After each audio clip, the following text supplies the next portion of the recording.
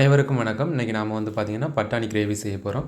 சரி வாங்க எப்படி செய்கிறதுன்னு பார்க்கலாம். இப்போ நாம் இதுக்கு வந்து பார்த்திங்கன்னா ஒரு 1/2 கிலோ அளவுக்கு பட்டாணி எடுத்துருக்கோம். இதை வந்து பார்த்திங்கன்னா தோல் உரித்து எடுத்துக்கலாம்.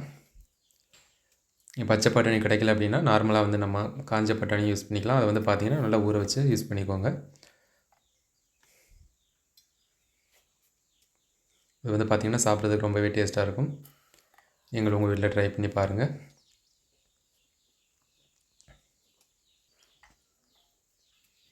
ஸோ இப்போ பார்த்திங்கன்னா வந்து பட்டாணி வந்து தயாராகிடுச்சு. இது வந்து பார்த்திங்கன்னா நம்ம தண்ணியில் நல்லா கழுவிட்டு எடுத்துக்கலாம்.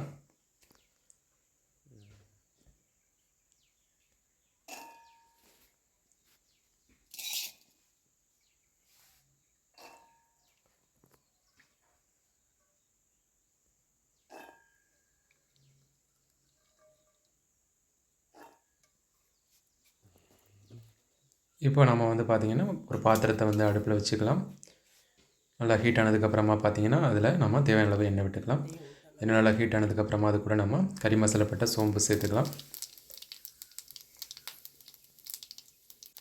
இப்போ நம்ம கட் பண்ணி வச்சுருக்க பச்சை மிளகாய், வெங்காயம், கருவேப்பிலை சேர்த்துக்கலாம். கூடவே நம்ம பிரியாணியில் சேர்த்துக்கலாம். வெங்காயம் வந்து பார்த்திங்கன்னா நல்லா வதங்கட்டும்.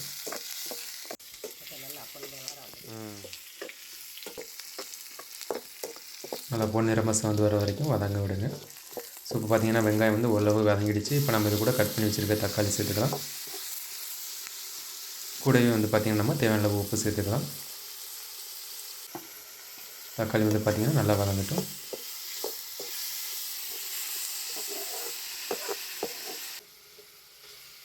ஸோ இப்போ பார்த்திங்கன்னா தக்காளி வந்து ஓரளவு நல்லா வதங்கி வந்துடுச்சு. இப்போ நம்ம இது கூட தேவையான அளவு மிளகாய்த்தூள், மல்லித்தூள், ஜீரகத்தூள், சோம்புத்தூள் எல்லாம் சேர்த்துக்கலாம்.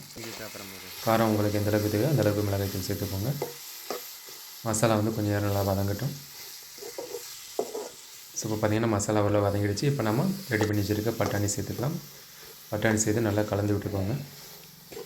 ஓரளவு நல்லா வதங்கினதுக்கப்புறமா நம்ம அது கூட தேவையான அளவு தண்ணி சேர்த்துக்கலாம். தண்ணி வந்து பார்த்திங்கன்னா நமக்கு கிரேவி எந்த அளவுக்கு தேவையோ அந்தளவுக்கு சேர்த்துக்கலாம்.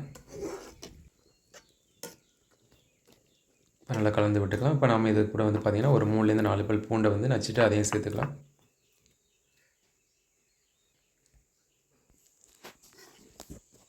இப்போ நம்ம வந்து பார்த்திங்கன்னா நல்லா கலந்து விட்டுக்கலாம்.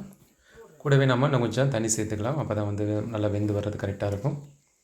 இப்போ நம்ம ஒரு பிளேட் வச்சு மூடி விட்டுலாம். ஒரு 10 நிமிஷம் அப்படி மிதமான தீயில வேகட்டும். ஸோ இப்போ நம்ம ஓப்பன் பண்ணி பார்க்கலாம்.